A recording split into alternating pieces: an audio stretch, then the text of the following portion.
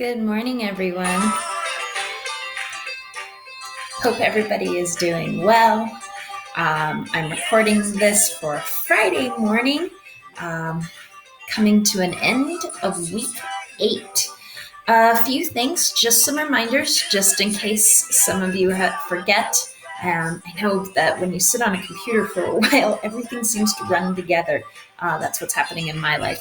So just a couple of reminders about the letters to self and dropping those letters off on Tuesdays or Fridays at the school. There'll be a table outside of the school by the main entrance, and there will be a box for Miss Rivera for letters. Remember, you're doing a self-addressed envelope and putting in the letters that you weren't able to turn in. That should be the reunion letter and the passing on letter. And then please do not seal that letter. I have to put those other letters inside of it, inside of your envelope. So that's a quick reminder there. And then also a quick reminder about our final. You do want to sign up for a movie. The good ones are getting taken, although all of them are good ones. I shouldn't even say the good ones are getting taken. The ones that tend to be more popular are getting taken. But if you get one of the other ones, I guarantee you won't be disappointed. So those are my reminders for you guys. And let's go ahead and jump into week 8. A huge happy birthday this weekend today to Emerson, and happy birthday to James on Sunday. What a sweet Mother's Day that is for your mom.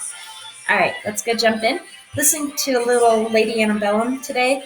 I'm going to start playing some songs that I think are really appropriate for this time of year and kind of saying goodbye to my seniors. So this particular song is Lady Antebellum and its Compass, just about having that compass always to guide you home, and that you do have a home and people that care for you. So let's go ahead and get into Friday. Today we have a lecture. I'm going to talk a little bit about finishing up Freud, the psychoanalytics ideas of personality, and then going into what we call the trait theorists.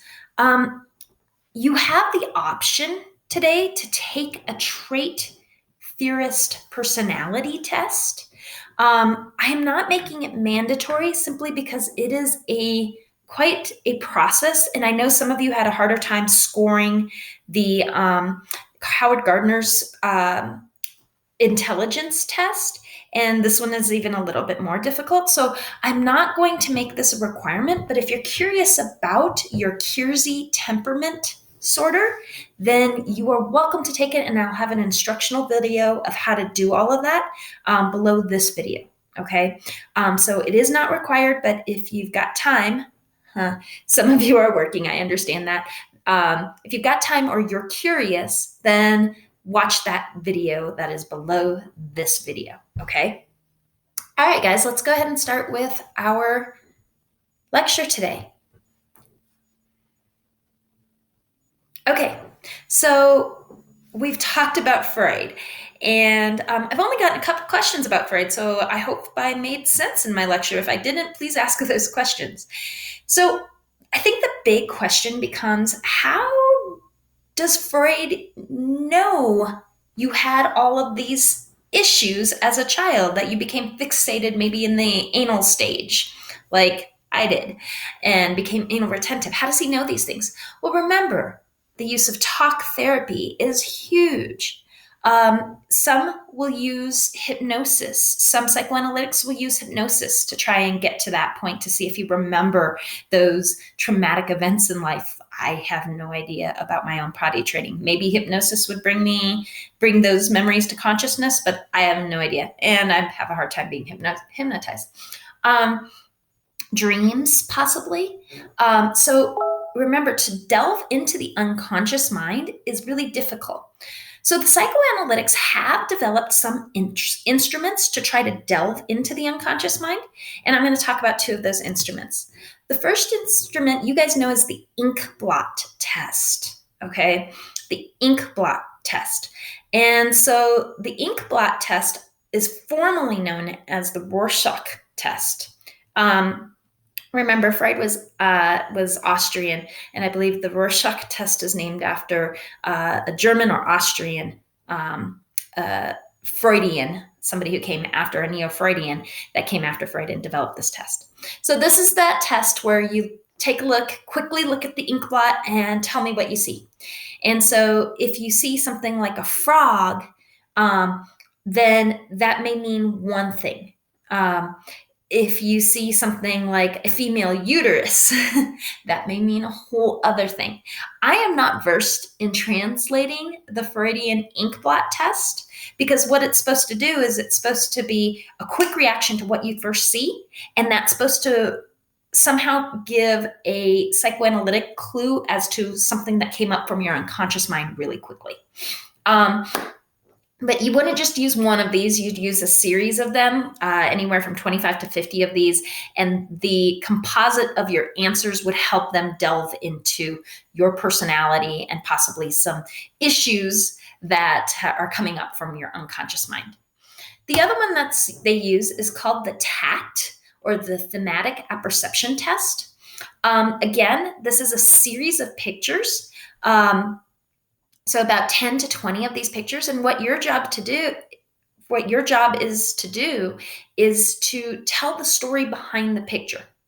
So one person may tell the story of this lady just got back from work.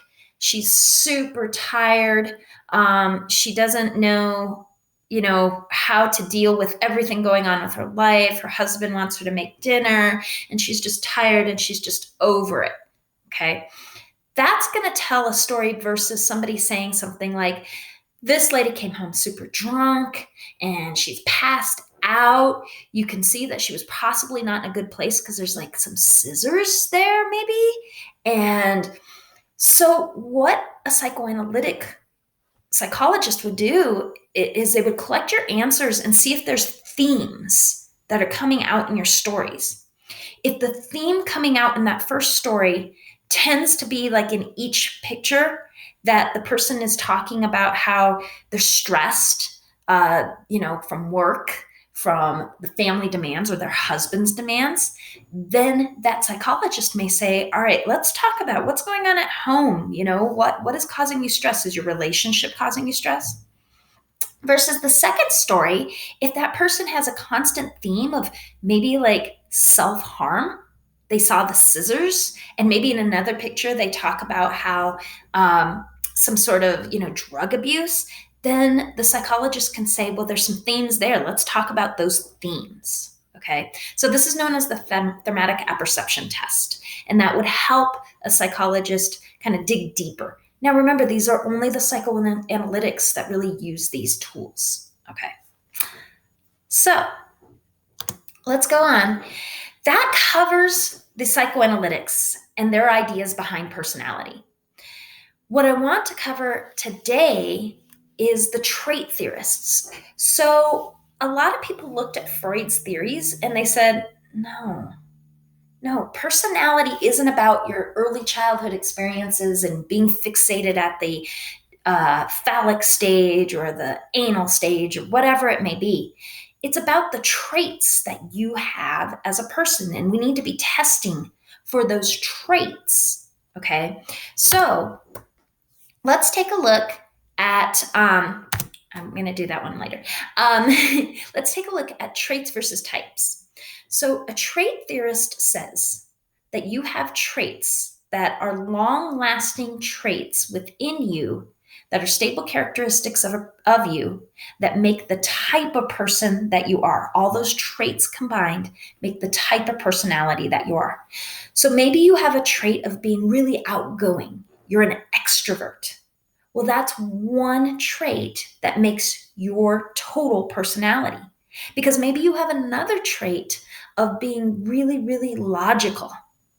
So that's one trait plus the extrovert that makes your type your personality.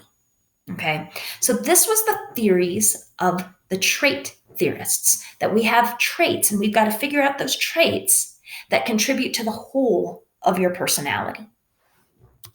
So it started off really simple, that we had basically two types of people. type A personality and type B personality. That these people, type A, are the type of people that are really goal driven, go get them, and type B are the type of people that are like, meh, I'll take it as it comes. So you can see in this cartoon, it's kind of funny. Here's your type A. Because it's there, I got to climb it. Okay. And I can think of a lot of people that fit that, including myself. And the type B, because it's there. It's there. I'm just going to chill here. I'm not going to climb it. Well, I climb it. It's there. It's not meant to be climbed. It's there. So that's how the trait theorists kind of started off. Well, they started to say, what makes a type A? What makes a type B? What specific things make that type of person? So they wanted to examine what traits combine to make a type A, what traits combine to make a type B. Well, trait theory has a long history. And probably one of the first trait theorists came out was it your body type that made you a certain type of personality? And so this is Sheldon's somatotypes.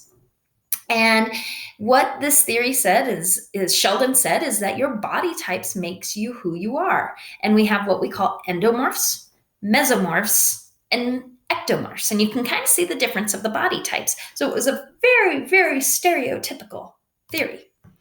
And here's what these theorists said is they said endomorphs, they're the larger set people, and they tend to be more humorous, jovial, and friendly because they're the type of personality that likes to get along with people. They don't really care about necessarily their bodies, and they're just out for a good time. The mesomorphs, these are the, in shape people. They're really physical, assertive, aggressive, active, and that's why their body looks the way they are, because of their traits. And then the ectomorphs, they're more restrained, socially inhibited, artistic. They're not really focused on like their body, things like that. So they're ectomorphs. And this theory says you can only fit in one category at a time. And when people change their body type, they change their personality. That if an endomorph suddenly becomes works towards being a mesomorph, their personality is going to change. They're going to go from being a more assertive, physical, aggressive, active. You can see the fault in this particular theory, that the reliability of this particular theory was not very high. And of course it evolves, and that's why we don't base personality types off of your body type anymore. This evolves to Eysenck's personality dimensions. Eysenck, kind of like our parent theory, put his theory on a quadrant. And he said on the x-axis, we have introverted, people who like to kind of keep to themselves, and extroverted, people who love to go out and talk with people, strangers, and where you fall on that, versus the y-axis of stable emotions. Okay, emotionally stable, can control yourself, your own emotions, control how you react to emotions, or unstable emotions. And then based on where you fall on these continuums, you would fall within a quadrant, and you can see the different verbs or descriptors that describe these types of people. But with Eysenck, there was no instrument to qualify where you were. So Cattell took Eysenck's idea and said, let me figure out an instrument. Remember, an instrument is not, there's no one answer. It's a continuum of answers. And let's figure out an instrument where we can assess people. So Cattell came up with his 16 personality factor questionnaire. And here you have 16 different categories of things to rate yourself, kind of like you guys rated yourself with Gardner, okay? Are you more reserved or outgoing? And he said on a scale of 1 to 8, more reserved or outgoing, where do you think you fall? This is known as a Likert scale. Anytime you see a scale like this is known as a Likert scale. So this was an 8-point Likert scale, all right?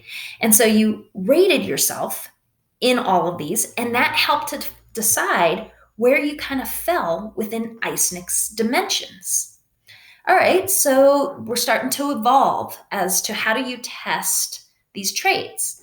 Well, the Big Five personality trait theory said 16 is a lot. Let's kind of tune this down a bit. Let's make them into categories and find themes. Okay. So the big five said, let's look at extroversion. Okay. The level of extroversion you are, that's a good thing. But let's also look at your conscientiousness, your agreeableness, your openness, your neuroticism. And so the big five theory kind of developed their own little scoring guide that wasn't as cumbersome, as large as Catel's. All right, so we get the big five. Well, the one we get that we use the most nowadays of the trait theorists is something that many of you have likely taken. Maybe you've taken it with the counselors. Some of you take it in your junior year with the college and career readiness. This is the Keirsey temperament sorter. And actually, prior to the Keirsey, was a test known as or an instrument, I shouldn't say test, an instrument known as the Myers-Briggs. We now tend to use the Keirsey more than the Myers-Briggs. It's a little more fine-tuned, a little bit more reliable in its results. Now, what you need to understand about the Keirsey temperament sorter in terms of results is you can change. For many years, I was an INFJ, and just recently I've taken it again and I've changed. So you can change your traits just like gardeners, intelligences, multiple intelligences. So this is the Keirsey temperament sorter, and you can see there's 16 different temperaments or types of personalities that are out there. And each one of these letters stands for a trait that you have that combine together to make the type of person you are. So that's kind of going to stop us here. And you are welcome to take the Keirsey and check out my next video on how to take the Keirsey. This lecture has no ties to it, so if you're waiting for a code word, you're not going to get one today. I just wanted to expose you to those trait personality tests and how they evolved, mostly because you're going to hear them again. If you go to college and you're having trouble trying to decide a major, your college and career counselor or your advisor will likely give you the Keirsey. You may end up taking the Keirsey in your psych classes if you take other psych classes in your college career. You may end up taking the Keirsey as a job type of protocol to an interview to get a job. You may end up taking the Keirsey there. So I did wanted to expose you to that and how that came about. And again, to understand that there are a number of different type of personality perspectives. We've talked about the psychoanalytics, okay, Freud's ideas, and we're talking about the trait today. On Monday and Wednesday, we'll talk about the humanists and the social cognitive. All right, guys, keep in mind you've got that final to be doing, so I thought I'd lay off the homework for today. If you want to take the Keirsey, though, take the Keirsey. And as always, make sure to ask me any questions if you have any questions. All right, bye, guys. And if you want to take the Keirsey, check out the next video.